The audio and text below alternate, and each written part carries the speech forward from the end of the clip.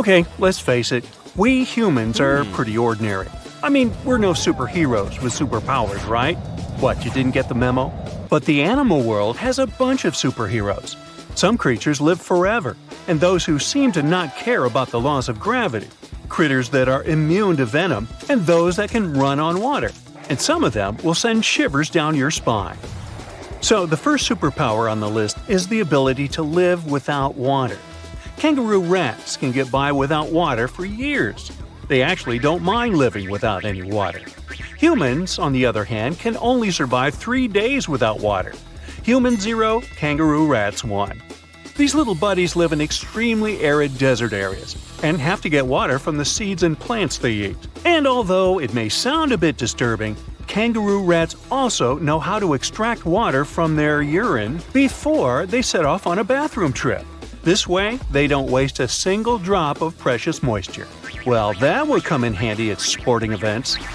Now let me introduce you to the Peter Parker of the animal world. Yep, seems like Spider-Man is real, but not human. Meet a gecko lizard, or simply gecko. This critter has a marvelous ability to climb up all kinds of vertical surfaces and can even go for a walk on the ceiling. This gravity-defying feat is possible thanks to the lizard's unique foot pads covered with tiny hairs. They can cling to almost any kind of surface, no matter whether it's smooth, hard, rough, or soft. One more fun fact about these guys is that they lack eyelids, so they always keep an eye wide open for what's going on around them. If you wonder how they keep their eyes protected, here's the answer. Their eyes are covered with a transparent membrane, the cornea. Sure thing, they can't close their eyes, and if they have something in their eye, they simply lick it off. Right, they clean their eyeballs by licking them. I guess that's another superpower. Any supersonic superpowers here? Sure. A 1-inch long subtropical shrimp disorients its prey with a sonic boom. Despite its modest size, the pistol shrimp is one of the loudest marine animals. When the shrimp snaps its claws, it creates a sound as loud as a sonic boom. Naturally, this sound stuns the prey, and the shrimp can catch it without too much effort. Now, in the comic world, there's venom. In the animal world, there's a guy that can be called anti-venom. Opossums are known for their handy trick of pretending to have passed away when a predator attacks them. But that's not the end of the story. These guys are also immune to rattlesnake and pit viper venom. The secret is a peptide that helps opossums neutralize dangerous chemicals. This is the reason why snakes are a favorite treat on opossums' diet. There's one curious thing they have on their diet: ticks. One opossum can hoover up about 5,000 ticks per season, and most of them are picked off their own bodies. Now, imagine a fish that is so notorious that it's called a dangerous fish. It's mabenga, and it literally translates to dangerous fish in Swahili. This monster lives in freshwater and doesn't mind having a crocodile for lunch. Not a whole crocodile, but mabenga can take a bite out of them. But to be honest, these guys are intimidated by the crocodiles, the same way the crocs are intimidated by them. Now, you're watching this video on some gadget, right? Well, we all owe the gadgets we have to the electric eels in some way. I mean, all gadgets have batteries, and eels contributed a lot to the invention of an electric battery back in 1800. I know, the batteries have unrecognizably changed since then, but still, the first electric battery ever was invented thanks to electric eels. Anyway, if you see one of them and want to thank them for their magnificent invention, don't do that. Thing is, they can deliver shocks up to 860 volts. You don't want to experience that. Now let's talk about the Count Dracula of the animal kingdom. Nope, I'm not talking about bats. I'm talking about the fanged vampire fish. These fish are known as payara and have 2 long fangs protruding from their lower jaw. Here's why some people associate them with vampires. Hippos are the beauty gurus, since they know how to save a fortune on skincare. Living under the harsh African sun, these animals secrete a sweat-like red oily substance that evaporates and keeps the animals' bodies cool. Besides, the fluid works as a moisturizer, sunscreen, and antibiotic all in one. But they're not the only ones with such a superpower. Mantis shrimp know how to produce natural sunscreen too, but they use it for eye protection. It's all about amino acid pigments, and these pigments act as special filters that contribute to their sharp vision too. That's what I call multitasking. Meerkats have dark patches around their eyes which makes them look even cuter. But these black circles aren't there just to make these buddies more adorable.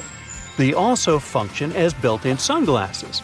The dark fur on the patches blocks the blazing sun, and as a result, meerkats can gaze directly at the sky.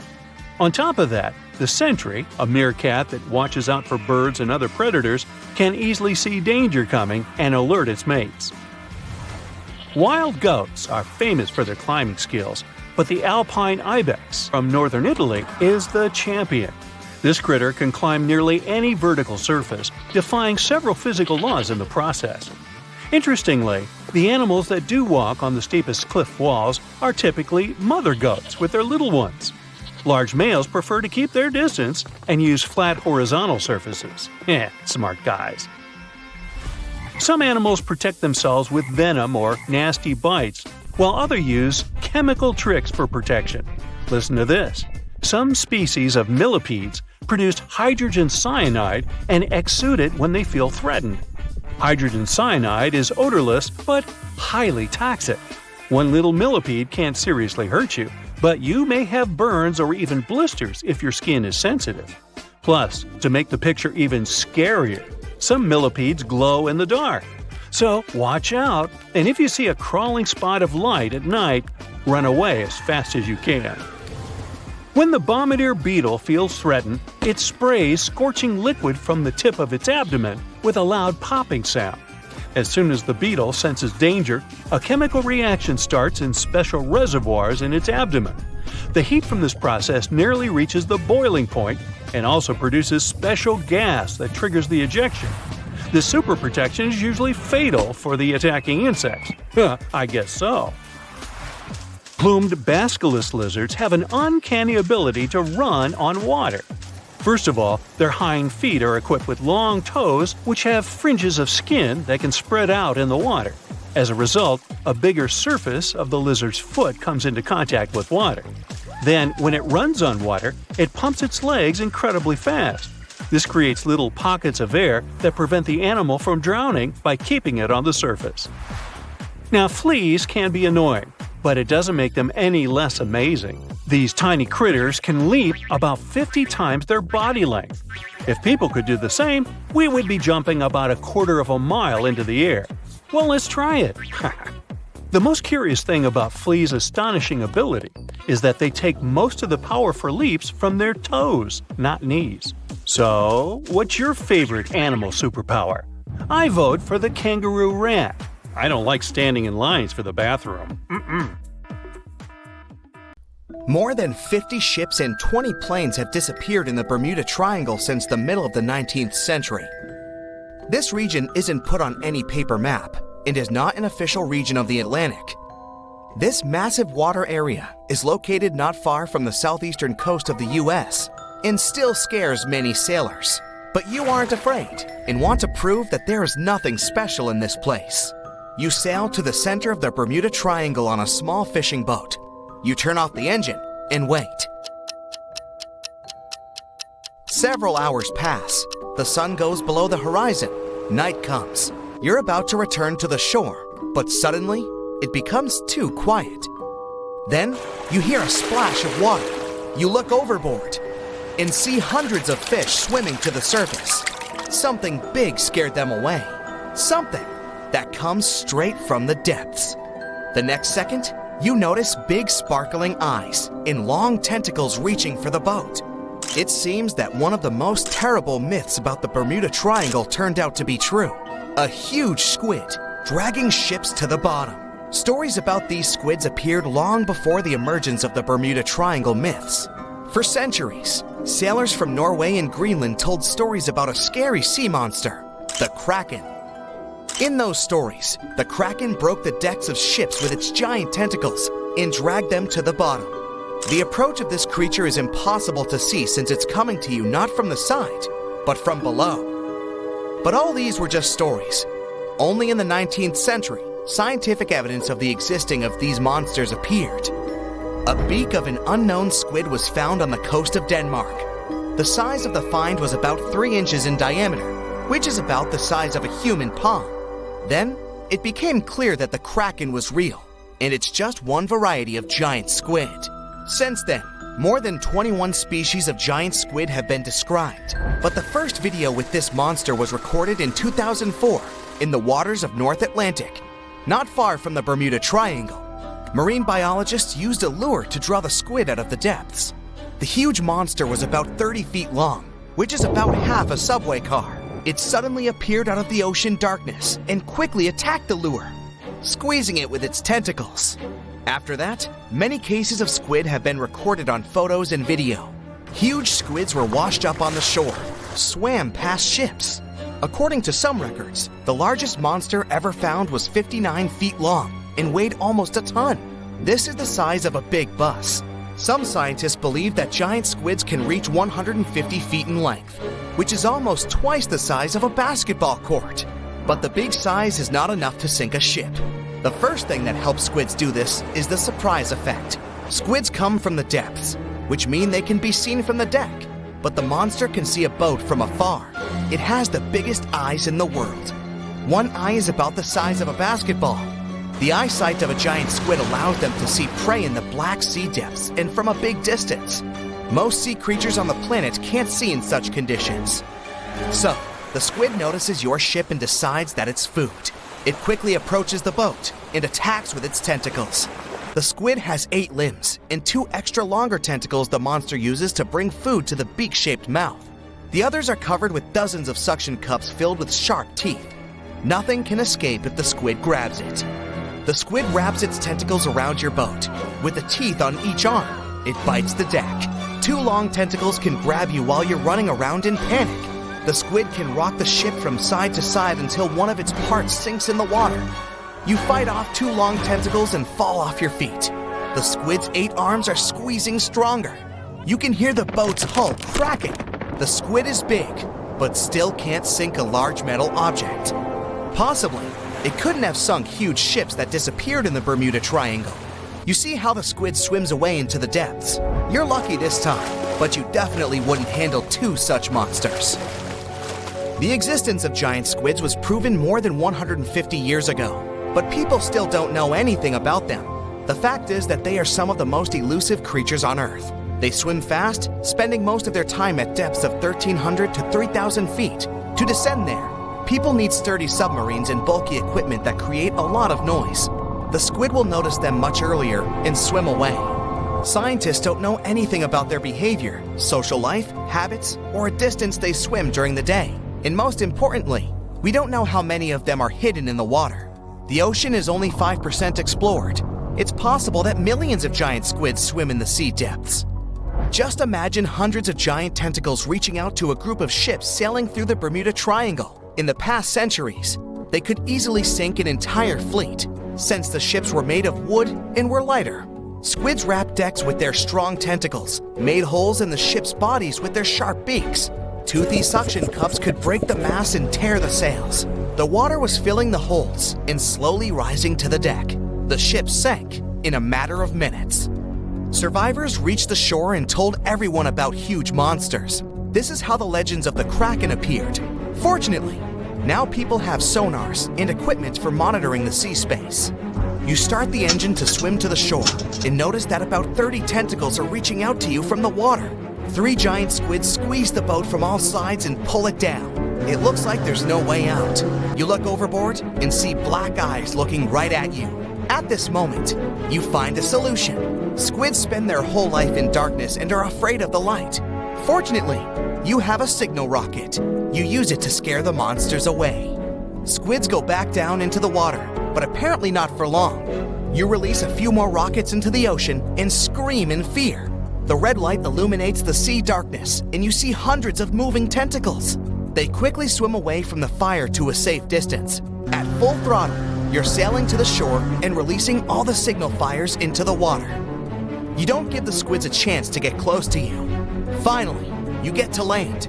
confident that you will never return to this place. The bad news is, these creatures swim not only in the Bermuda Triangle. People found giant squid in the oceans all over the world. Yeah, it's possible the giant squid is the main reason for the disappearance of ships, but this doesn't make the Bermuda Triangle a unique place. Boats and cargo ships disappear all over the Atlantic Ocean. The Triangle is not even included in the top 10 of such places. Also, this area is one of the most popular shipping routes of the Atlantic. And the more ships sail in one place, the more ships are lost. Many scientists believe the reason of the disappearances here is strong storms and hurricanes. Bermuda is located in an area of high pressure, which diverts thunderstorms towards the triangle. The waves reach such sizes here that they can turn ships over. Thunder and frequent flashes of lightning disable planes. The Earth's magnetic field is weakened at the location of the triangle. This field works as a shield, which repels solar particles.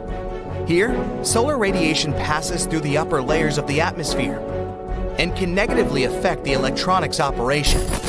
Also, there is a theory that says that the Bermuda Triangle is the center of a magnetic anomaly. But scientists made many checks of the magnetic map of this region and haven't found any oddities. Hold on to your hat, my friend.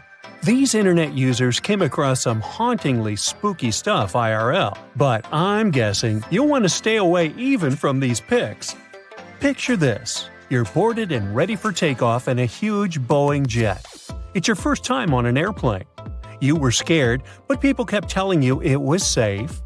You've convinced yourself it would be all right when the pilot comes on the speaker with some disturbing news. Good morning, folks. Our flight has been canceled for safety reasons. It appears that a cloud of bees is hovering close to one of our wings, and we'll have to remove them before takeoff. I have to say, this is a first. I have to say, I'd like to get off, please. Now let's say you always take the long way to work. It's one of your favorite bits of the day because you can enjoy a peaceful walk surrounded by beautiful scenery. You're passing across a muddy pond area, like you normally do, when something strange catches your attention. What on earth could that be, you ask yourself? Apparently, it's a colony of reddish worms, just casually existing. I think my stomach just turned a little. Have you ever backpacked anywhere around the world?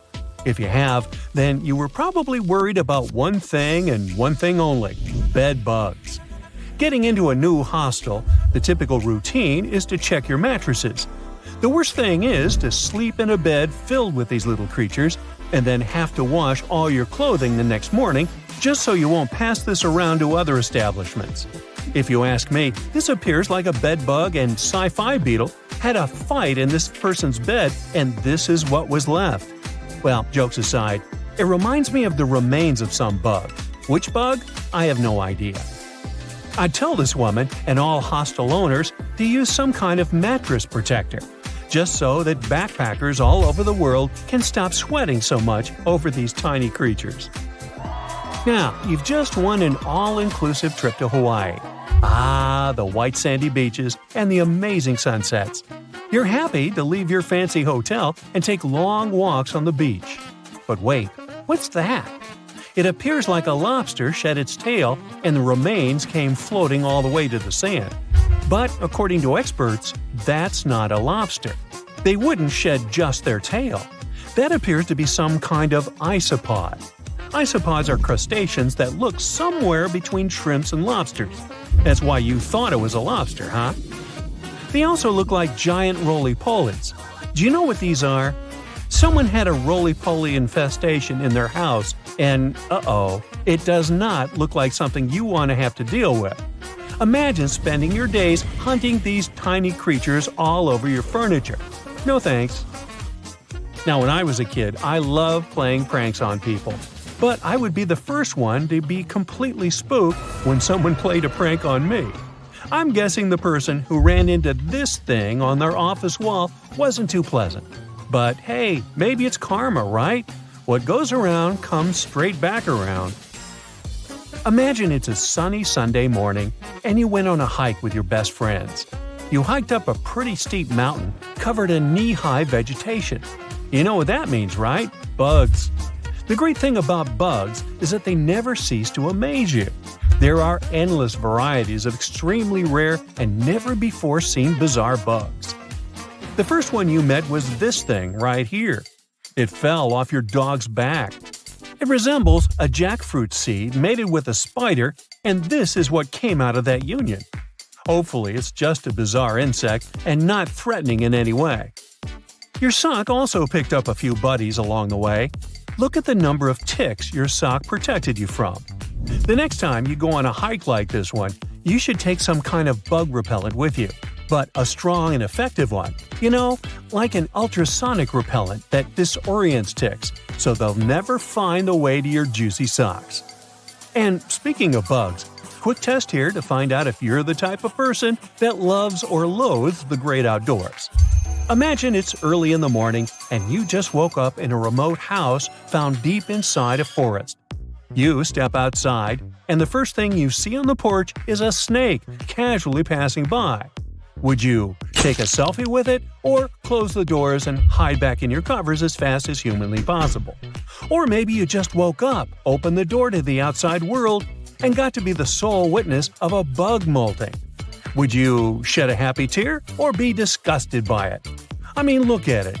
It seems like a baby Pokemon. So cute. It's summertime, my favorite time of the year.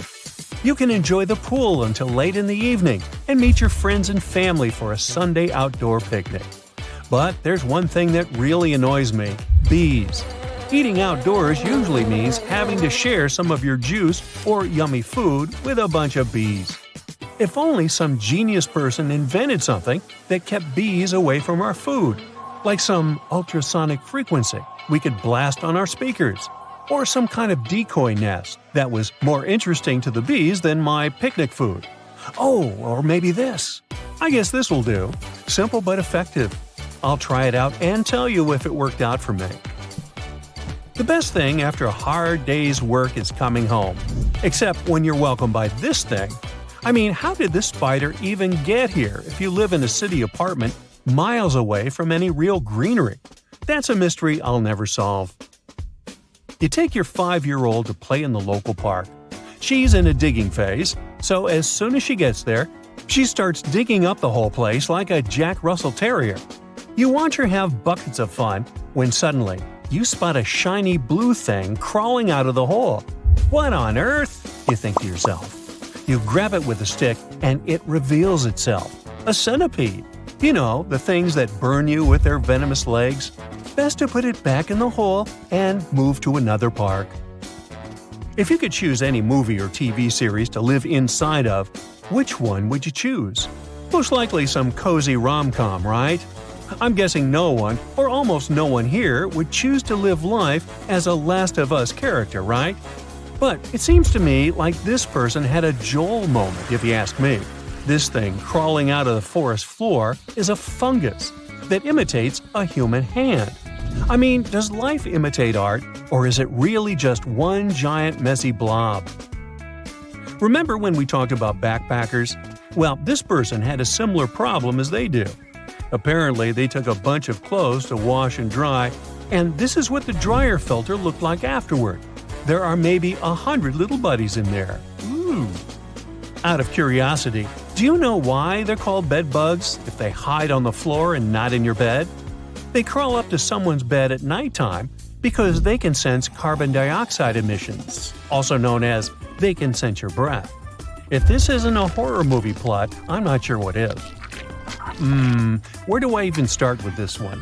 I'd say this piece was actually a prop from a Tim Burton movie that somehow got lost and ended up in your vegetable basket.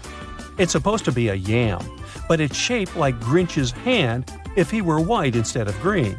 Oh my. In my wildest dreams, I couldn't make this stuff up. Now prepare yourself for some weird stuff.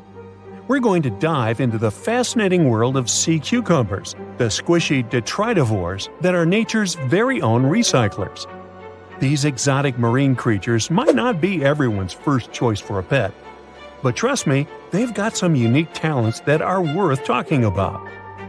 Sea cucumbers are colorful little creatures with a digestive tract that's basically just a hole at either end. Their bodies are fat and squishy, covered in leathery skin. And guess what? They breathe through their butts. These amazing creatures have found a way to make the most out of every part of their body, few as they are. Now, you might be wondering what sea cumbers do with their unique set of skills. Well, they play a crucial role in cleaning our planet's waters. They munch on all the debris found on the seabed and break it down internally, removing all the bad stuff in the process. It's like having little vacuums cleaning up the ocean floor. Believe it or not, sea cucumbers are in high demand in the kitchen too. They're harvested and traded in many countries. The Asian market, in particular, absolutely loves them. You can find them being sold cooked and dried under all sorts of fancy names. Or, if you prefer a more direct approach, you can just call them sea slugs. Now, here's the fun part. A dried sea cucumber can cost you up to a whopping $1,400 per pound. These squishy delicacies are truly worth their weight.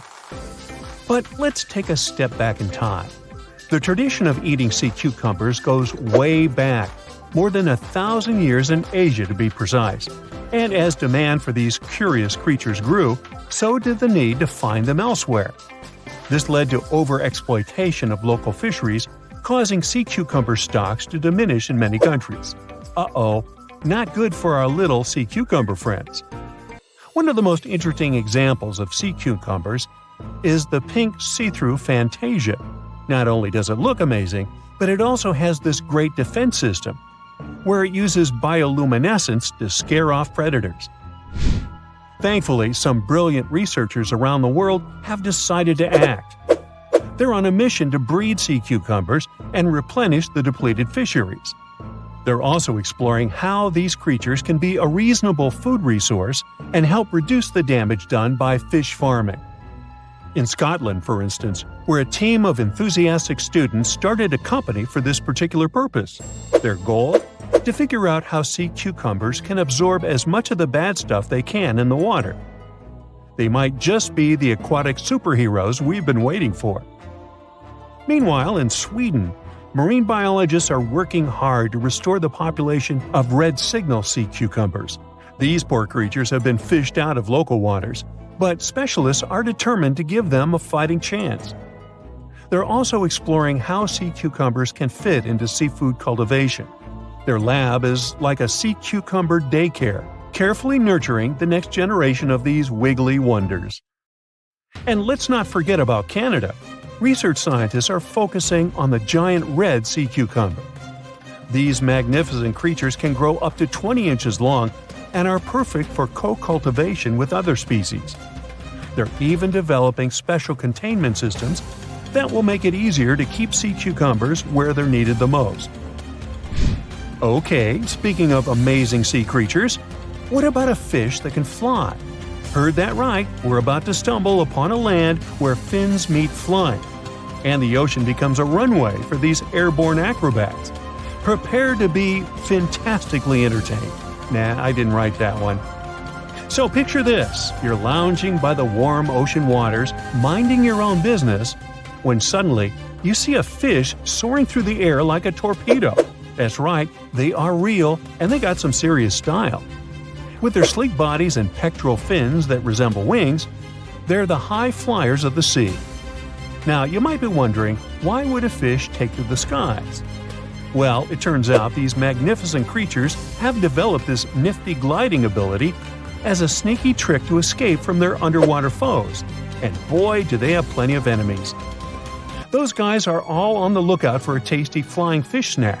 When it comes to their diet, these avian fishes are quite the foodies. They chow down on a variety of treats, including the ever-popular plankton. Who knew tiny floating organisms could be so delicious? Now let's take a closer look at the flying fish family album. We've got a whopping 40 known species strutting their stuff in the sky. And here's a fun fact. All of them have tails that are forked in an uneven manner, with the lower lobe being longer than the upper one. It's like the fishy version of a funky hairstyle. And there's more. Some of these weird flyers even have supersized pelvic fins, giving them the appearance of having 4 wings. Can you imagine the envy in the fish community when they see these trendsetters gliding by? Okay, now let's get to the nitty-gritty of their airborne adventures. The flying fish takeoff is a sight to behold. First, they gather some serious speed underwater, reaching a zippy 37 miles per hour. That's faster than some highway speed limits. Then, like a rocket ready for blastoff, they angle themselves upward and break the ocean surface, ready to take flight. But they don't stop there. These thrill seekers can reach heights of over 4 feet in the air. Can you imagine the view from up there?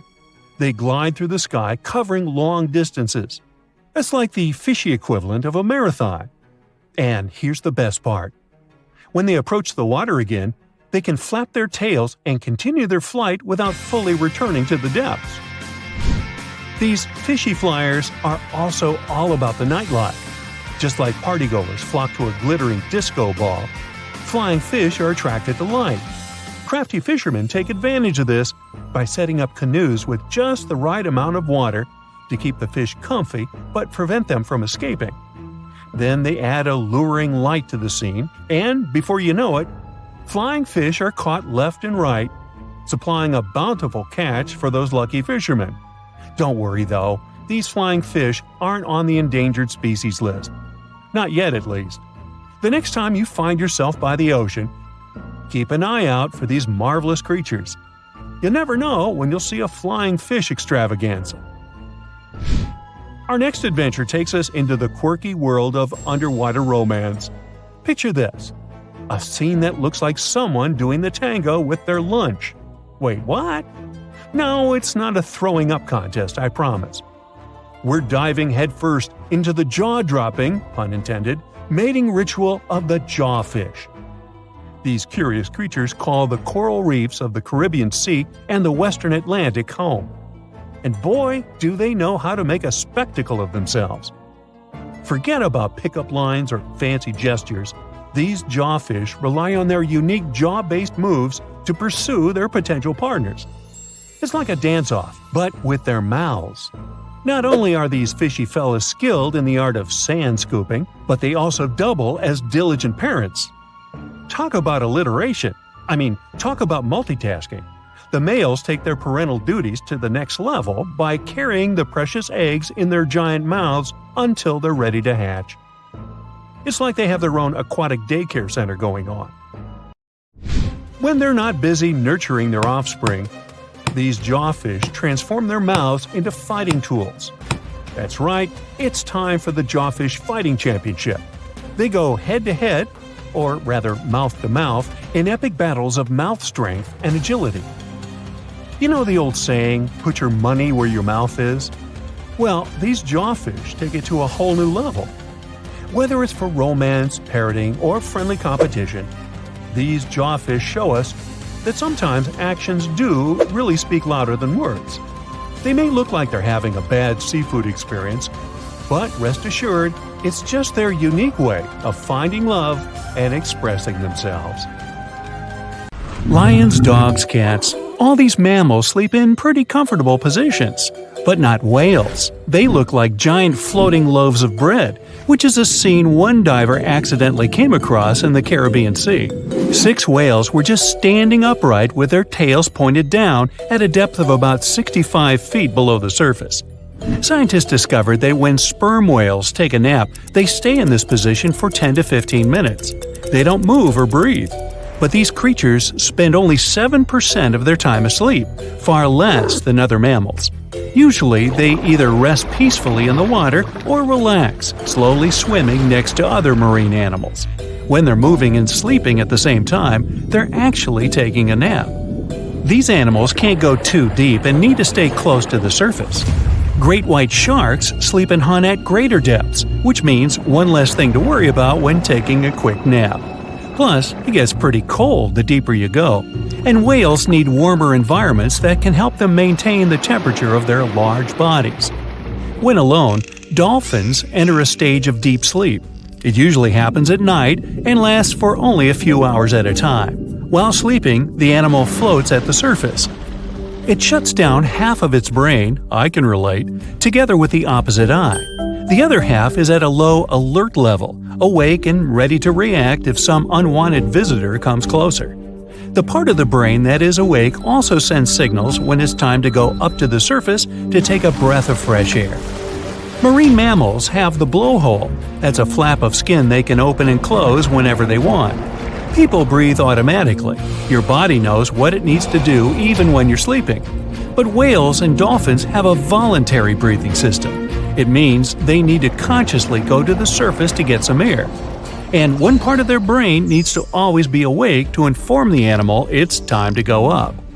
Whales and dolphins can hold their breath way longer than other species. They also have a higher tolerance for carbon dioxide and can take in more air. Their red blood cells store more oxygen too. Whales and dolphins' blood goes only to those body parts that really need oxygen. If a whale only uses its brain, heart, fins, and some other muscles needed for swimming at the moment, those will also be the only body parts that will get the oxygen. Digestion or other functions can wait. The ocean is not a place where you can relax and peacefully fall asleep. While sleeping, fish reduce their activity. Their metabolism becomes slow. Some of them keep floating in the same spot. Others find a safer place among corals or in the mud. Early in life, dolphins learn to make a unique whistle that helps others from their pod to identify them. That means these specific whistles are their names, and dolphins do respond to them. Clams have feet. It looks like a large tongue that sometimes protrudes from the shell, but that's actually the foot, and it's relatively long compared to the length of the animal. Clams use this limb to dig themselves in the sand. The blue whale is the largest living animal, and it's also larger than the majority of dinosaurs used to be. They can grow to more than 100 feet long and have a weight of almost 200 tons. That's like 50 adult elephants. A blue whale's tongue alone can weigh more than one elephant. Such a giant surely needs to eat a lot, 500,000 calories in just one mouthful. The blue whale's heart is the size of a small car and weighs 1,300 pounds. To move the blood through such a giant body, the heartbeats are so strong you can hear them even from 2 miles away. The heart of a whale beats only 8 to 10 times per minute. The whale is one of the loudest creatures out there. Its call can go up to 180 decibels, which is as loud as a jet plane. Almost 95% of jellyfish's body is made of water. For comparison, the human body is 60% water. It's probably not a surprise since jellyfish don't have a heart, blood, eyes, or brain. The other 5% of their body weight is proteins, muscles, and nerve cells. Jellyfish have been around for more than 500 million years. This makes them older than dinosaurs. These creatures haven't changed much, and today's jellyfish are pretty much like their ancestors. These creatures live in the ocean, but in 1991, more than 2,000 jellyfish polyps were taken into space. Scientists wanted to see how they would react in the environment with no gravity. The jellyfish reproduced and created 60,000 new polyps, but unfortunately, those couldn't function normally after getting back to Earth. One species of jellyfish can literally live forever. As it grows older, the critter goes down to the seafloor to become a polyp again, and that polyp turns into a new jellyfish with the same genetics. Greenland sharks can live 500 years. This is an animal with almost the longest lifespan among vertebrates. Sperm whales are sociable creatures. They spend their life surrounded by their family.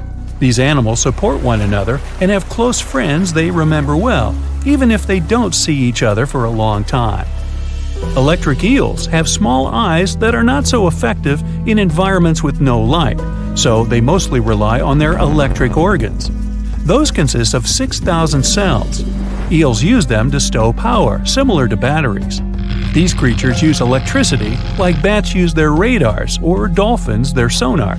An eel can also produce enough electricity to power a panel of light bulbs. There's a small tropical archer fish that can learn to recognize human faces.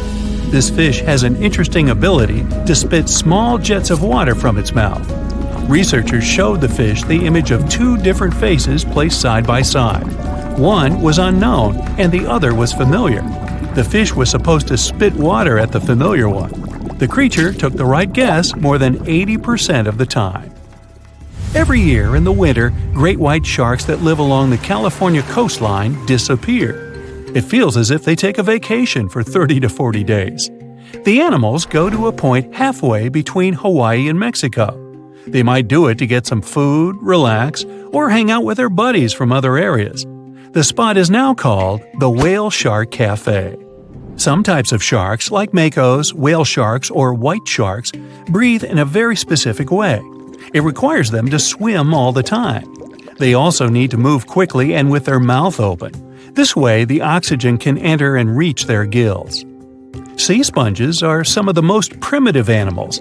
They're immobile, don't have a mouth, eyes, bones, brain, heart, lungs, or any other organ whatsoever, and still, they're alive. There's such a thing as a sea unicorn. That's an animal called the narwhal. Its horn is actually a tooth that can grow up to 10 feet long. Manatees, also known as sea cows, are distant relatives of elephants. Their weight can go up to 1,000 pounds. These creatures are vegetarian and need to eat around 10% of their total weight on a daily basis. That's lots of sea salad. In some cases, manatees share space with alligators, but they get along pretty well. You can even find a photo from Florida where an alligator rides a manatee's back. Frogfish have special fins that help these creatures walk along the sand. They're very useful in shallow waters. A ghost pipefish is hard to see, but once you spot it, you're bound to get really surprised. Its head makes up over 40% of its body. Crabs don't feel like wasting time on such formalities as putting foods in their mouth. That's why they taste it with their feet, which is where their taste buds are. Marine iguanas are the only lizards on our planet that like spending time in the ocean, even though they mainly live on land. They're herbivores that feed in shallow waters and swim like snakes. Iguanas use their long claws to hold on to the bottom when they need to graze. Green turtles can cross over 1,400 miles when migrating. They try to find the perfect spot to lay their eggs. Penguins sort of fly when they're underwater, reaching a speed of 25 miles per hour. More than 5 million years ago, I've heard, I wasn't around then, deep-sea worms and humans had a common ancestor. So we still share 70% of our genes with these creatures, and with sea stars, squid, and octopuses. The ocean covers over 70% of our planet, and over 80% of it is unexplored. More than 1 million species live there. But there are not only animals, 3 million shipwrecks are lying all over the ocean floor, hiding mysterious stories. Many of them are yet to be discovered.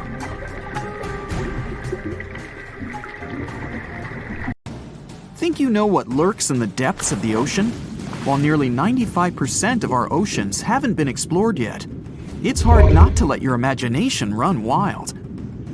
But thanks to brave explorers, deep-sea cameras, and awesome archaeologists, we do know about some pretty incredible sea creatures living in our waters today, and millions of years ago. From the 9-foot spider crab to the 60-foot prehistoric megalodon, these sea dwellers come in all shapes and sizes. But let's focus on sea creatures famous for their huge size. Can you guess which living species of whale is the largest? Well, it's not the orca, but that's a good guess. The orca is a toothed whale that can grow to anywhere from 23 feet to 32 feet, which is slightly smaller than a school bus. How about the narwhal? Nope, they're not the biggest either. These unicorns of the sea live mainly in Arctic waters and only grow 13 feet to 20 feet in length, and that's including their 9-foot tusk. Tired of guessing? Okay, I give in. The largest whale that still exists today is the blue whale. At a jaw-dropping 82 feet to 105 feet, the blue whale is not only the biggest whale we know of, but is currently the largest animal to have ever lived on Earth. Seriously. These animals are bigger than a T-Rex, and even the prehistoric megalodon. If you were to put a blue whale next to a school bus, it would look like it could swallow it. Think about that. According to National Geographic, a blue whale's tongue can weigh the same as an elephant. And their hearts can weigh as much as a car. That doesn't even sound possible. It's no wonder these giants need to eat about 4 tons of krill every day. While there aren't too many animals living today that can compete with the blue whale's epic proportions, there is an entirely different species that is a good contender, and it's not quite what you would expect. It's a jellyfish. No, I'm not talking about the little jellyfish that wash up on the shore and ruin a perfectly good day at the beach. I'm referring to the lion's mane jellyfish, the biggest jellyfish around. This invertebrate can grow up to 120 feet long. They also come in different gorgeous colors like red, purple, or even shades of orange. As if their length wasn't impressive, the lion's mane jellyfish boast a whopping 8 sets of 70 to 150 tentacles. That means they can have up to 1,200 in total. And here's the giant oceanic manta ray, the largest type of ray in the world. Their wingspan can be longer than a bus. These guys can reach 30 feet in length. They also have the biggest brain compared to body size among all fish. Unlike their stingray cousins, mantas don't have venomous tails. And while the lion's mane jellyfish and the blue whale are yet to be beaten for the longest sea creature, there is one marine creature that can grow even larger in length. The Portuguese Physalia physalis, tentacles and all, can reach a length of 165 feet long, and that's according to mentalfloss.com. While this thing may look a lot like a jellyfish, it's actually known as a siphonophore, and there are hundreds and sometimes thousands of them that are genetically identical. Their long tentacles help the organism catch prey, and its sting is fatal to most animals, even humans in some cases. What's even creepier is that if one of the tentacles comes off the organism for whatever reason, it can float around the water for days before decomposing.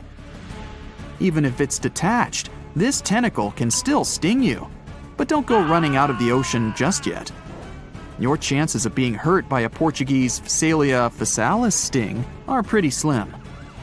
However, if you do get stung, the side effects aren't pretty, with welts, stomach cramps, an elevated heart rate, and an upset stomach. While you don't want to go anywhere near these long creatures, they sure are pretty to look at. Check out all those colors. The Shastosaurus is the biggest marine reptile that has ever existed. These predators lived during the late Triassic period, about 210 million years ago. These amazing giants could reach lengths of up to 69 feet and weighed more than 75 tons. This made the Shastosaurus as heavy as a blue whale. And if you could stand this creature up vertically, it'd be as tall as a 7-story building. Despite appearances, the Shastosaurus was actually pretty slim for its size.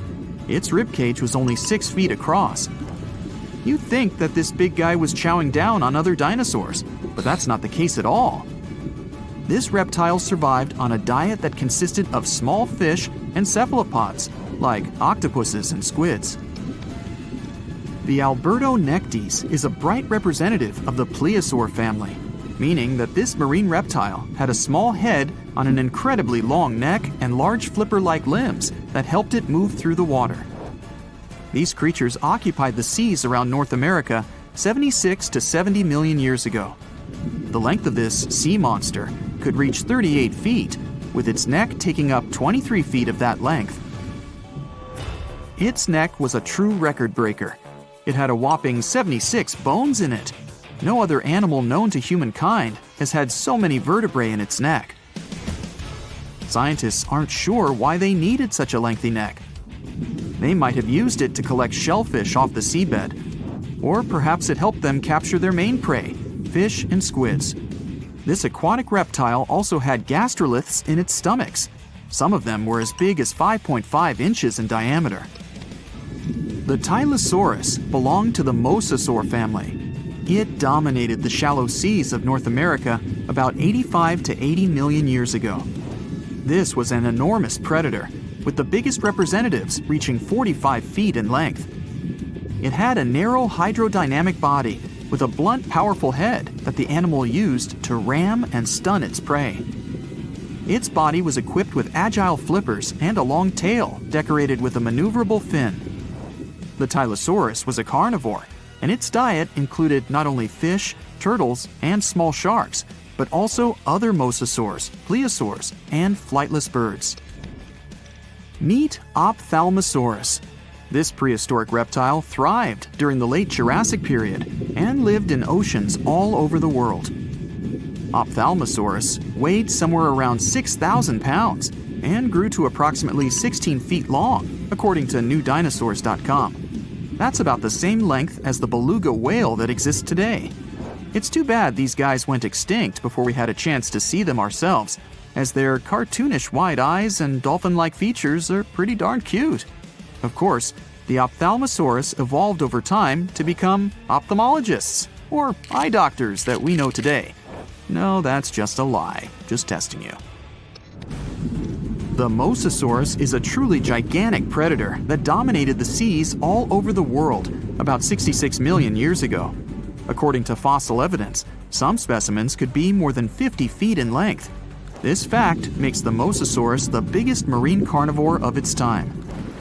One of the most terrifying things about this creature was its crocodile-like head, decorated with literally hundreds of razor-sharp teeth, neatly organized in 2 rows on both jaws. The thing is that it was pretty challenging for the Mosasaurus to grab its prey in the water. That's why it had all these teeth, plus something special: pterygoid teeth anchored to the bones on the roof of its mouth. This made hunting and holding onto its prey much easier. The Styxosaurus belonged to the plesiosaur family and lived during the late Cretaceous period, around 85 to 70 million years ago. Upon first glance at this dinosaur, you might mistake it for a sea snake, and it'd be an honest mistake.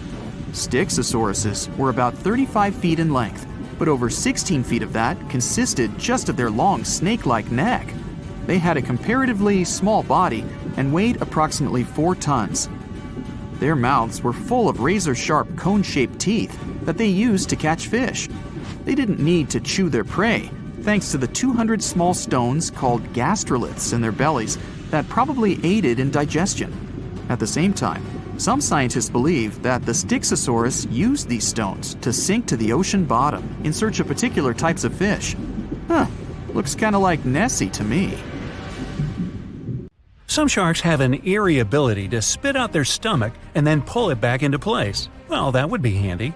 Most sharks eat huge amounts of food, but the problem is they can't digest everything they've gulped down.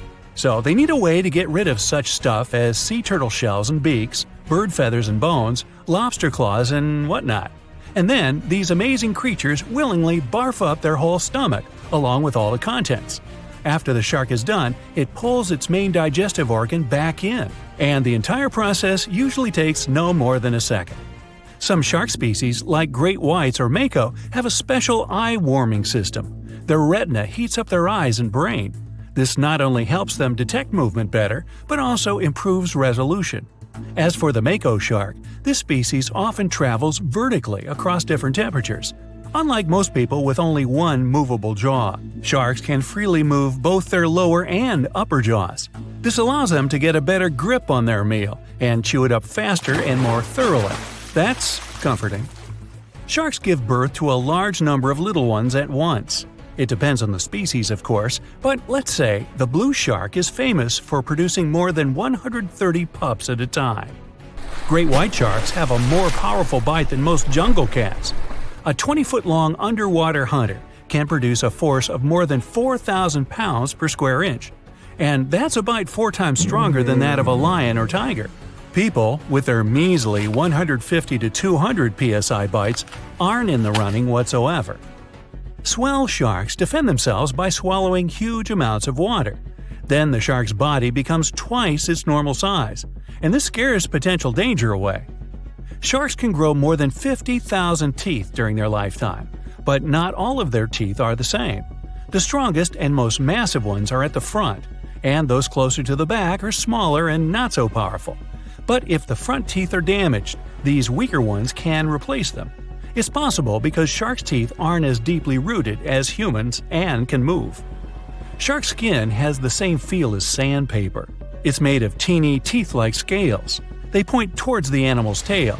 This helps to reduce the friction that occurs when sharks move through the water. Whale sharks have extremely thick skin. In some places on their body, it can be 6 inches thick. It's one of the toughest in the animal world. Scientists have to make loads of effort if they want to get this creature's blood sample. Sharks have an incredible sense of smell, but besides that, they use one more sense to detect other animals. There are special pores around their head, near the nostrils, and under the snout. Those are special organs, something like second sight. Every creature generates a tiny electrical field. Thanks to the pores, sharks can spot these electrical fields and figure out where other animals are. Sharks are incredibly sharp-eared. They can hear their potential meal from 3,000 feet away. They can also catch low-frequency sounds, like the ones produced by a fish's contracting muscle tissue. Sharks have been around for more than 400 million years. It means they've lived through 4 out of 5 mass extinctions.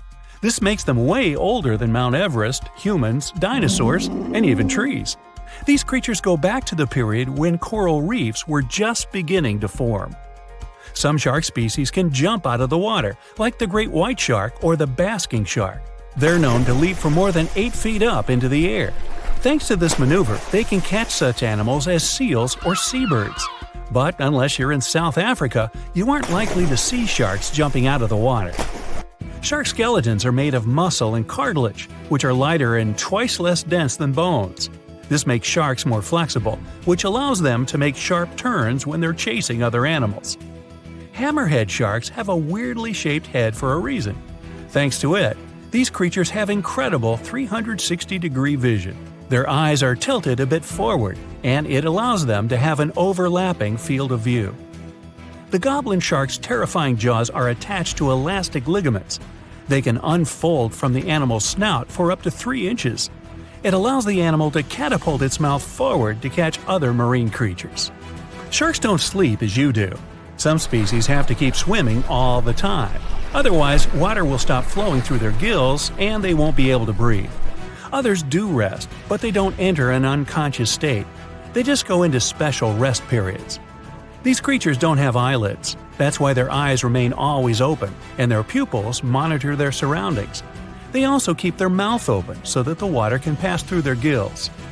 Sharks can travel remarkably long distances without needing any rest, all thanks to their bizarre sleeping pattern. For example, great whites can swim distances of more than 2,000 miles without stopping to eat or rest. How come these creatures don't starve? They draw on the fat stored in their livers. By the way, this organ can compose up to 1/3 of the animal's body weight. Contrary to popular belief, sharks do not and cannot swim in reverse. Their tails propel them forward, and their pectoral fins help them to keep their balance and turn. It means that, anatomically, these animals can't move in any direction other than forward. Sharks have no vocal cords. They can't produce sounds to communicate with one another or express their emotions. That's why they have to use body movements, like twisting their bodies or flipping over. Sharks live in all of the world's oceans, but several species also inhabit freshwater rivers and lakes. For instance, bull sharks have been found in tropical rivers.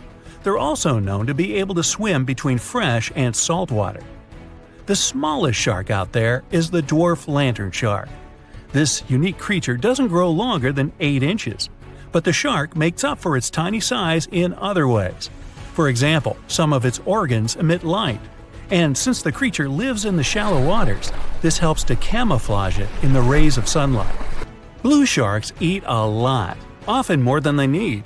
Some of this food can remain undigested for weeks till it's needed for energy. Sharks have something that looks similar to a tongue, but this organ is called the basial. It's the front section of the cartilage that goes from the shark's chest to its mouth. It doesn't move and is pretty much useless. The so-called tongue doesn't take part in the process of feeding. It isn't covered in taste buds. Its only real use might be that it supports some of the bones connecting the shark's gills. There are hundreds of shark species in the world, more precisely around 500. Some of them are pretty bizarre. Just look at the goblin, basking, or cookie-cutter shark. All these sharks vary in size, from several inches to dozens of feet long. They also live in absolutely different environments. Tiger sharks eat whatever they can get their jaws around. Some of the weirdest things they've munched on are video cameras, bags of money, license plates from almost any U.S. state, dog leashes, you name it. Each whale shark has a unique pattern on its skin. These spots and stripes can be used to identify individual sharks, just like fingerprints are used to identify people. The blunt-nosed six-gill shark can dive to a depth as great as 5 Empire State Buildings. Baby sharks are called pups. When they get born or hatch, they are already fully nourished, and if they choose to swim away from their mama shark, they don't need to hunt for food for at least several weeks. Uh-oh, did somebody say baby shark? Texas is home to some of the oddest, creepiest, and most unusual animals you've ever heard of. It might come as a surprise, but this state is full of creatures you'll hardly see in other places. So, let's have a look at the most amazing ones. This truly beautiful bright blue creature is called the blue sea dragon. Despite such an imposing name, the critter is actually tiny. Usually no bigger than a grape. You may find it on the beach or floating beside you in the water. Now, you need to remember one thing. However pretty this little slug may look, never ever touch it. One tourist spotted a few of these pretty dragons on the shore of Mustang Island. He scooped one of the creatures up. He wanted to film it. Luckily, he put it back into the water before it could sting him. Otherwise, it would have ended badly since the blue sea dragon is venomous. Despite their tiny size, their sting can pack a punch. All because of their diet. Their favorite dish is the Portuguese man-o-war, a jellyfish that has enough venom to paralyze small fish and crustaceans. The blue dragons first use mucus to neutralize the jellyfish's infamous stinging cells. And then they steal these cells from the man-o-war's tentacles and store and concentrate them within their own tissues. Then they release these stinging cells on contact, which makes their own sting more powerful, even worse than that of the man-o-war itself.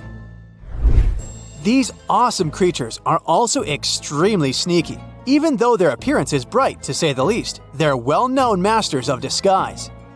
You see that vibrant blue coloring is actually on their bellies, and when they float on their backs, they simply blend with the water.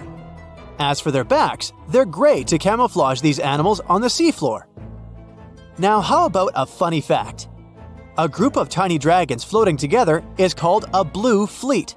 And another fact. Blue dragons normally lay a string of around 16 eggs, and it takes them 3 days or so to hatch into larvae.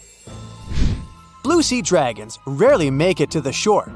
They're soft-bodied, so when the animals finally get through the surf zone and are deposited on the shore, they're already broken apart. And still, watch out! Even in this case, the venom in their bodies doesn't dissipate. But of course, blue sea dragons aren't the only unusual animals inhabiting Texas. Have a look at this nightmarish creature, poisonous, slimy, and kinda immortal. Meet the hammerhead worm. The worst thing? It might be lurking in your garden while you're watching this video. You can easily recognize this worm by its creepy spade-shaped head. It doesn't look like any other invertebrate you've ever seen. Or any other creature, that is. At first, it was only found in East Texas. But later, researchers spotted these spine-chilling creatures in North, Central, and South Texas. Basically everywhere but the arid areas of West Texas. One of the most terrifying things about this worm might be its length. This creature can grow as long as 1 foot. Luckily, such giants aren't very common. Most hammerhead worms only reach 6 inches in length. You can come across 2 species of these worms in Texas, and both of them will have a dark stripe down the middle. The larger of these 2 species munches on earthworms, which is actually a big problem. You might know that earthworms play an important role in keeping the soil rich in minerals and overall healthy. If earthworms disappear, plants in such areas won't be getting the nutrients they need. Even for humans and pets, meeting a hammerhead worm isn't the most pleasant experience either. Hammerheads are the only terrestrial invertebrates that secrete a very dangerous neurotoxin, the same as pufferfish produce. Thanks to the sheer size of the human body, touching a hammerhead worm won't hurt you too much, but it may still cause your hand to start tingling or even go numb. It's much more dangerous for pets. There have been cases when dogs ate hammerheads, which left them feeling sick for the whole day. Interestingly, these worms are native to Southeast Asia. But they must have mastered the art of hitchhiking, since in the early 1900s they were already found in the US. Keep in mind that if you want to get rid of a hammerhead worm, which is the best course of action, the worst thing you can do is chop it with a shovel. The thing is, flatworms reproduce by ripping themselves in half, so by cutting it, you actually help the populations of the worms, turning one into two. That's the reason why hammerheads are sometimes described as immortal, which is a bit of a stretch since these creatures can't survive in vinegar or salt. Now, even though you're safe from the hammerhead worm in West Texas, it doesn't mean you can't come across another dangerous animal, such as the land lobster from hell. These creatures are also known as vinegaroons, and they're not real crustaceans, they're arachnids. Huh? Who would have guessed? Anyway, these 8-legged critters have a really nasty bite, but it's not the worst thing about them.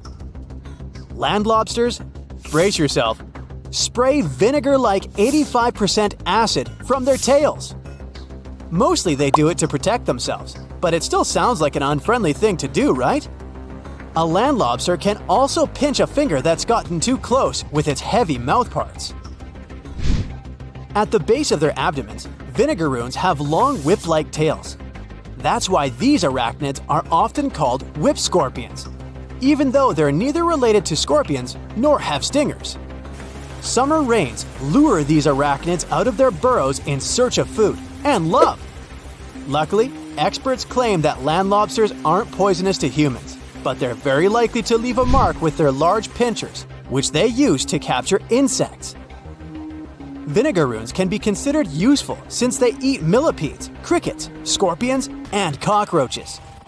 They hunt by sensing the vibrations of their prey with those long front legs of theirs. Since land lobsters prefer to come out after dark, you aren't likely to see one in the daylight. But if you stumble upon one, check it out. If it's a female, it may be carrying her hatchlings on her back. Now, imagine it's the middle of spring and you're walking among blooming flowers and greenery. Suddenly, you spot something extremely bizarre on the ground. The animal looks cute, fluffy, and soft-looking. The desire to touch it is irresistible. Watch out! The sting of the hairy caterpillar can pack a serious punch. This one is called the puss moth caterpillar, or asp. There are several stinging caterpillar species in Texas: the buck moth caterpillar, spiny oak slug caterpillar, saddleback caterpillar, and eo moth caterpillar. And touching any of them can lead to unpleasant consequences. If you had touched that pretty hairy thing in the park, you'd most likely start feeling a burning sensation and develop an itchy rash. In the worst case scenario, you'd even have to go to the emergency room. The main problem is that people react very differently to caterpillar toxins. Some may develop more severe reactions than others. Plus, how bad the consequences are also depends on the thickness of the skin in the affected area.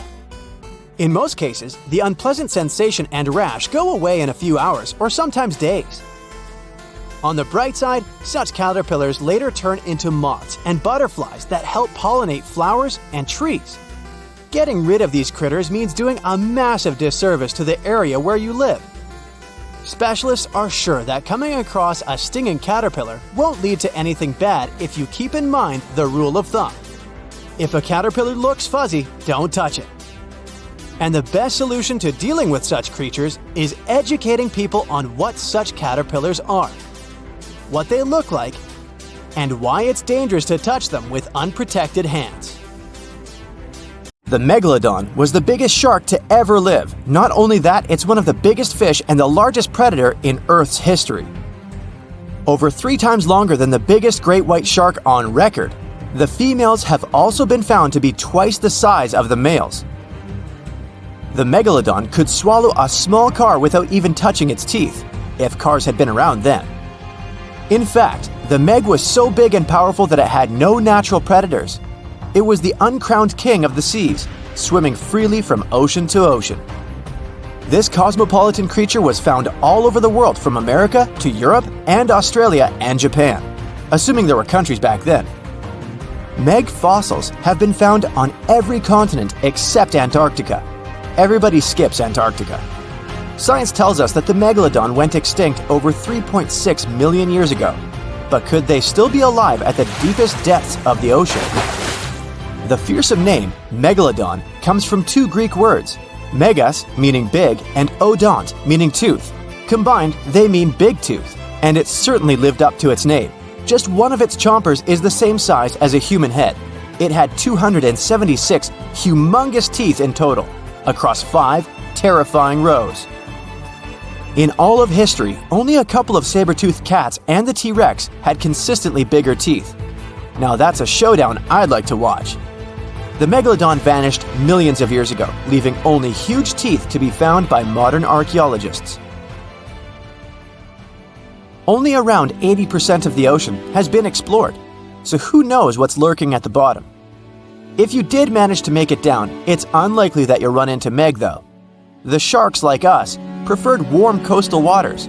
Deep ocean living would be too cold for the beasts, and food would be scarce. Their entire bodies would also have to evolve to avoid being squished by the enormous water pressure down there. It's unlikely that they're still around, but not impossible. Now, about the appearance of the megalodon. Scientists believe it didn't look like a great white shark. The megalodon belongs to a different fish family and most likely looked like a giant sand tiger shark. Flattened snout, small eyes. Its dorsal fin moved backward. The sand shark has 2 dorsal fins about the same size. The coloration is light brown with a white belly. It may have had brown-red spots like a sand shark all over its body. We used to think of the megalodon as something scary from the first finds of its fossils. That was back in the Renaissance era. People found some teeth in the rocks. At first, these teeth were thought to be the tongues of dragons or snakes.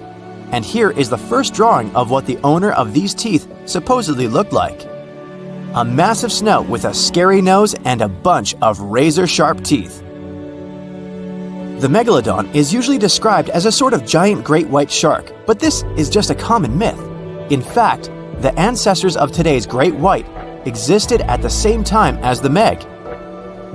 But they weren't the best buddies and were even in competition with each other. The great white shark was a better hunter, using its smaller size and agility to snap up Meg's prey quickly. They were also known to eat Meg pups, who were only half their size. This didn't help the whole extinction thing. We also have evidence that megalodons were brutal hunters, kings of the food chain. The first combat tool in their arsenal was the battering ram. The megalodon would take its prey by surprise. It had only one chance to hit it. If it missed, it would take too long for a second round. The maneuverability of the megalodon was comparable to a large truck. While a great white was no match for an adult Meg in a head-to-head fight, they sure weren't scared of stealing their food. This only left the bigger fish and whales for the Meg. But its food supplies began to run out as the whales swam to the cooler new seas. The whales adapted to prefer the colder temperatures, leaving our friend the Meg behind. The megalodons either starved or were frozen into extinction by the Ice Age.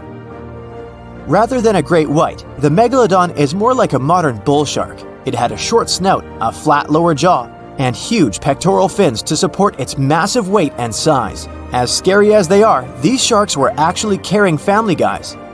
Several megalodon nursery areas have been discovered in Florida, Maryland, and Panama. They gave birth to their young in shallow water environments. We know this from discovering loads of tiny megalodon teeth found in these areas.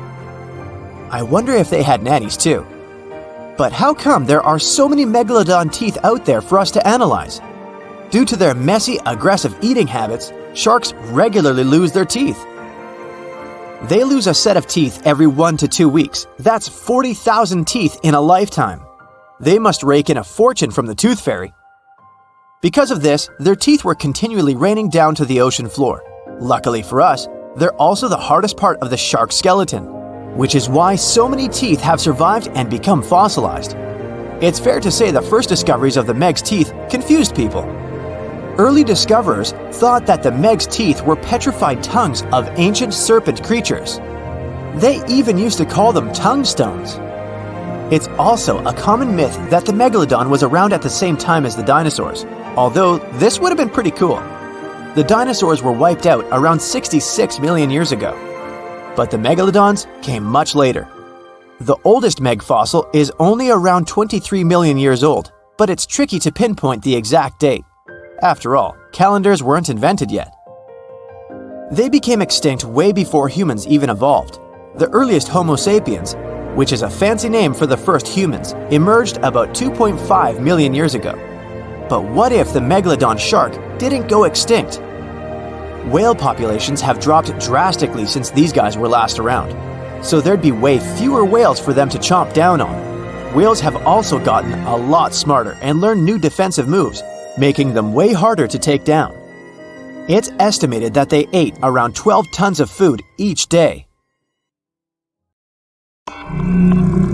The Kraken is a colossal squid, a legendary sea monster, the biggest hunk of calamari you ever saw. And if this monster had existed, the world would have changed beyond recognition. The Kraken has powerful tentacles, solid muscles with suckers at the end. They're impossible to escape. The Kraken can break a ship in half, or just pull it down into the depths. But the worst thing about the Kraken is its size. According to old sailors' stories, its size is almost 10 soccer fields. Hey, maybe the Kraken could play soccer. The Kraken legends said the monster was so giant that sailors mistook it for a small island. In past centuries, it would have been impossible to defeat such a beast. If the Kraken existed in reality, it might have had offspring. Yeah, in all the world's oceans, there would be giant monsters that could sink any ship. It's unlikely that the Kraken would have competitors in its habitat, so its population would grow strongly. Since the Kraken is enormous, it would need a lot of food, so the population of other large sea animals would fall significantly. Blue whales, great white sharks, other giant squids, all the big sea creatures would be endangered. The Kraken belongs to the cephalopod genus. This species includes squid and octopus, some of the most intelligent creatures on the planet. The Kraken is a skilled hunter and will never fight in the open. Colossal squids live in deep waters and they have the largest eyes among all animals. The squid's eye is the size of a dinner plate. Thanks to this, they can see their prey from far away. Similarly, a Kraken would spot the ship much sooner than sonar could pick up the Kraken. It would always have the drop on you. Well, that's not good. In 1857, a squid beak was discovered on the coast of Denmark. Other huge squid remains were found in the Bahamas, and then scientists were convinced that gigantic squids existed. While colossal squid have been officially discovered since then, it's been more than 100 years and we still don't know what the max size they can grow to. The fact is, colossal squids are one of the most elusive creatures on Earth. They live in the depths of the ocean where it's challenging for scientists to reach. Any dive to a greater depth requires powerful, bulky equipment. Underwater bathyscaphs and cameras make a lot of noise and light, which squids notice from afar. They flee before we can see them. It's difficult to say if these huge squids were the size of a small island, but the truth is, we've only studied about 5% of the ocean. It may be that in its depths, monsters much more terrible than the Kraken swim.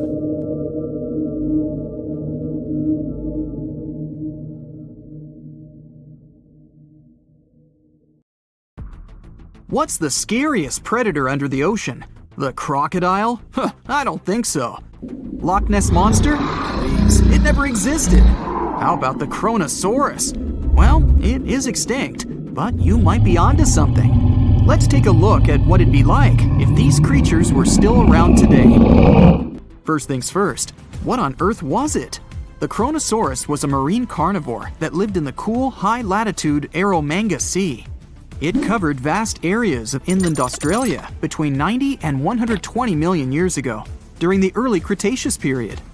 Near-complete fossils of the creature were also found near Colombia, which is a country that has a noted connection to prehistoric reptiles and turtles. This fact makes it extremely possible that the monster I'm about to describe existed worldwide. You might have heard saurus and thought, oh, it's a dinosaur. But these were actually reptiles. They were the largest member of the Pleosauroidea family, referred to as plesiosaurs. Fossil evidence suggests they weighed over 20,000 pounds and were roughly 30 feet in length. Just to put that in perspective, the longest crocodile ever measured was a saltwater crocodile by the name of Lolong from the Philippines. It was 20 feet in length and weighed just under 2,500 pounds.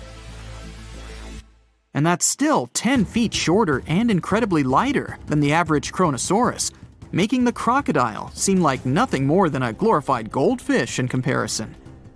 Despite its terrifying length, the most physically daunting feature of the Kronosaurus was its head. Its skull was about 8 feet long, which was actually proportionally large given the size of its body length. Anything that was unfortunate enough to end up inside the Kronosaurus's mouth may have been given false hope. After all, the teeth of the beast weren't actually that sharp. On second thought, I take that back. I wouldn't feel confident around a toothless snake, let alone being inside the mouth of this monster.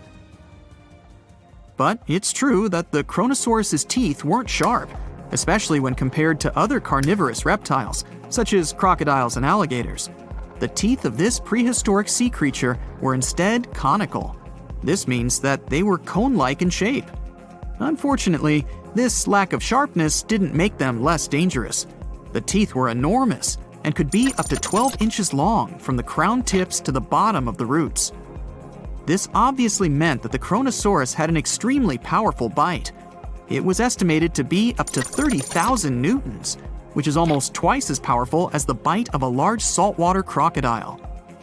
Because of the bluntness of their teeth, they weren't suited for twisting their prey once in their grasp, but the size and shape of the teeth made them perfect for simple open and shut biting.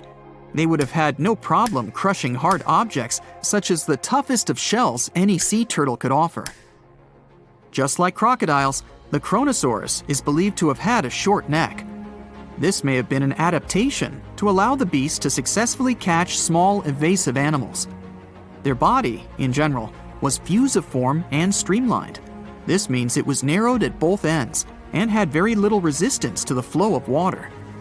The Kronosaurus was also equipped with 4 paddle-like limbs. The hind limbs were larger than the front ones. They could span approximately 7 feet in diameter. All in all, this set the Kronosaurus up to effortlessly propel itself through the waters and be an ultimate predator. Predator X, if you will? That's the name that was given to the fossil of a creature discovered near Svalbard, a Norwegian island group, in 2009. The fossil was identified as a 50-foot-long, 100,000-pound monster with a bite force of 33,000 pounds per square inch. This might be the highest bite force of any known animal. Although Predator X is yet to be classified as any specific type of animal, it was definitely a plesiosaur like the Kronosaurus.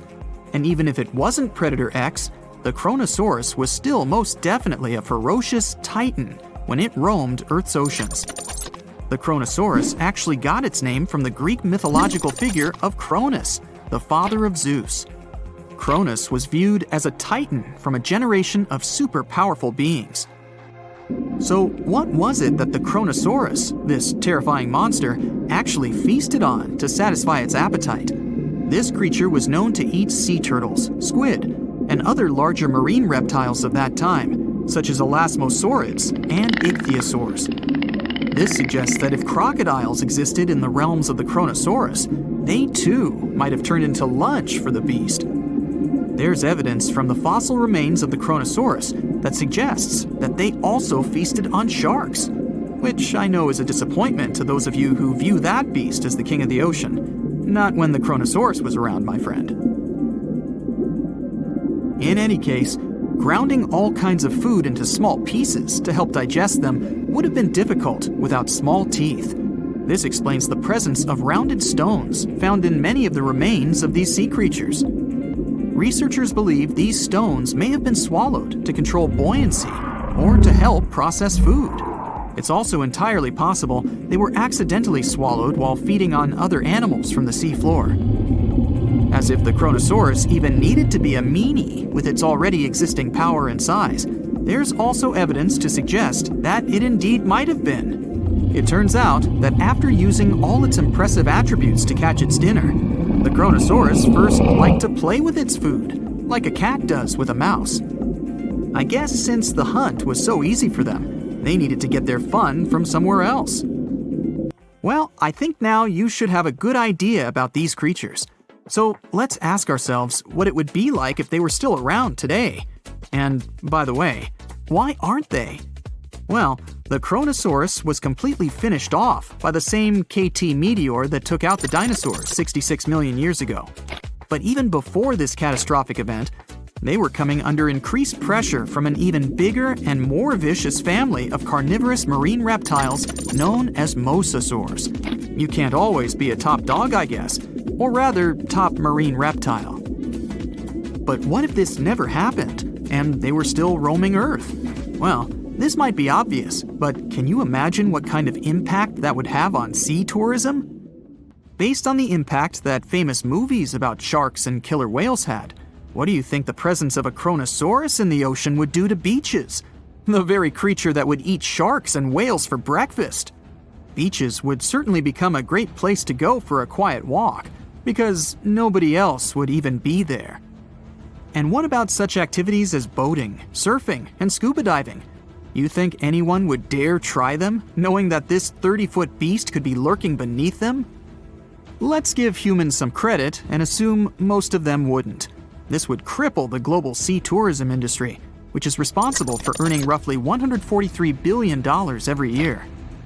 Just to make sure this shocking point hits home, the most expensive yacht to ever roam the ocean was called the History Supreme. Its master bedroom was believed to have a statue made of T-Rex's bone and a wall made of meteorite rocks, as well as a 24-karat gold panoramic wall aquarium. Anyway, this yacht was worth nearly $5 billion, meaning you could buy 38 of them with the money lost in potential damages to sea tourism caused by the Kronosaurus. I'm sure that the yacht's owner was happy the beast never made an appearance in their luxurious aquarium. So luxurious, in fact, that some people believe the History Supreme, reportedly owned by some business genius from Malaysia, never even existed. Rumor has it that it was simply an elaborate hoax fabricated by the supposed designer. Anyway, I don't think the trouble would just stop there. People could actually be in serious danger, regardless of being near the ocean or not. No, I'm not about to tell you that this thing would grow legs, adapt to living on land, and start picking us off one by one. At least, I hope not. I'm just going to point out the damage that the Kronosaurus would inflict through its devastating impact on sea trade. In America, ocean transit accounts for 76% of national trade. On top of this, more than 100 vital pharmaceutical products originate in the sea. I'll also state the obvious and point out that the ocean is a huge food source for us humans. The presence of the Kronosaurus could have a great impact on our relationship with the ocean, something we usually take for granted.